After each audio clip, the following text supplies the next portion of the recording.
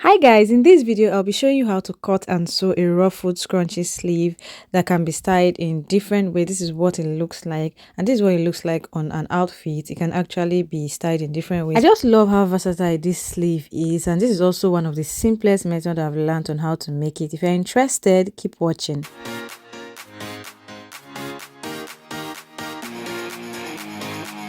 So one thing you need to understand when making a ruffled scrunchy sleeve is that you get to determine how wide or how small you want it to be, and also you need two straps or two sleeves when you're cutting a ruffled scrunchy sleeve. There's going to be an inner strap and the outer one that gives us the scrunchy look. We're going to start by cutting the inner strap. So because we're going to cut the two straps together, you put your material on a fold and then fold it again. So you're folding twice because you want to make two straps out of this material. For the length of this first strap, you want to use your exact armhole length measurement for the exact outfit you're making. I'm fixing this sleeve to a tube dress, so the armhole length measurement for my tube dress for the front part is 7 inches and for the back is 9 inches. So I just added 7 plus 9 inches, which gave me 16 inches to cut the strap. So the front is 7 inches, the back is 9 inches. So I just did a 16 inches strap. After marking 16 inches, you want to add in your sewing allowance, and for me, I used 4/8 on both sides, which is equivalent to ½ inch, and adding it on both sides will give you 1 inch. So this strap is a total of 17 inches because of sewing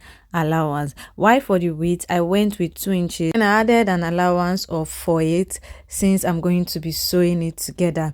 So that is the width is 2 4/8, which is 2.5 inches, and then it is 17 inches long. After doing your preferred measurement correctly, you can go ahead and cut this strap. This is what it should look like. Then we can cut the second one. So for the second sleeve, you get to also determine how long you want this to be. I used a scrap fabric, so I didn't have so much fabric at my disposal, but you can make the length of the second strap either ×2 or ×3 ×4 of the first strap. Depends on how much you want your ruffle and scrunchie to look and to be big. From my fabric, I could only get 2.5 the length of the first strap. If I had more, I would have used more, but this is 2.5 the length, or almost 2.5 the length of the first strap. You can go ahead to use more if you have available. For the width of the fabric, my own could only measure up to 13 inches. That is 6 4/8 on fold, so you can use that if you like the exact look mine gave, or you can increase if you want a fuller look. What I did next was put the material on a fold, and I wanted the lower part to be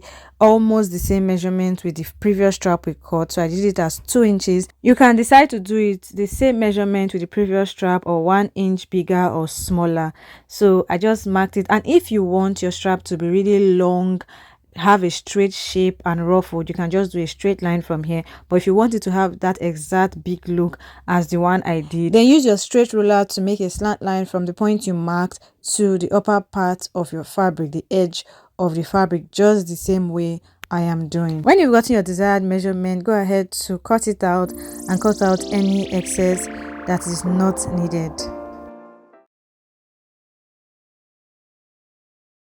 When you are done cutting, fold your strap the other way, and then next thing I want to do is pin down the first straps we did and sew it. Once you sew it, this is what it's going to look like. You go ahead to iron. When you're ironing, make sure your seam line is at the back and not showing at any of the sides. So just press it down, and I always emphasize on my page, press down your seams. After that, you want to do the exact same thing to the bigger strap. Pin it down the exact way I'm doing, take it to your machine and close it up. Then you turn it inside out after sewing and press down your seam just like you did for the first straps. Always press down your seams. Make sure your seam is not showing at either side, just the way I'm doing. Press it down. And for these straps, if you have your bust arm, I would advise you to use your bust arm to iron this particular strap, since it's not as straight as the first one. Once you've made sure all 4 straps are perfectly ironed, next thing you want to do now is insert your smaller strap into your bigger strap. You can use a safety pin or whatever you have available. So put the pin on your small strap and then fix it into your big strap.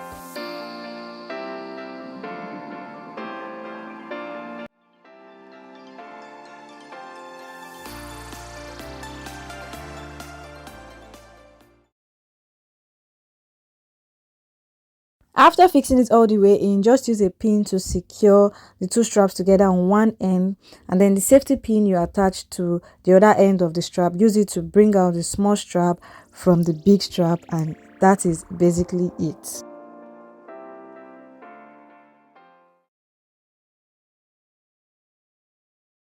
Once you've been able to bring out the small strap from the big strap totally, you also want to use a pin to just pin down the other end, so the two ends are now pinned down and they can't come off. Then you take it to your machine. After doing the same thing for the second one, take them both to your machine and sew the two ends down so it can hold together. And this is what you have when you are done. It is very simple, it is very easy, and if you try it, you're going to know that it is actually very easy. It can also be attached to a strapless dress. I'm going to do a tutorial on how I made this dress. So if this tutorial was helpful to you, don't forget to give this video a thumbs up.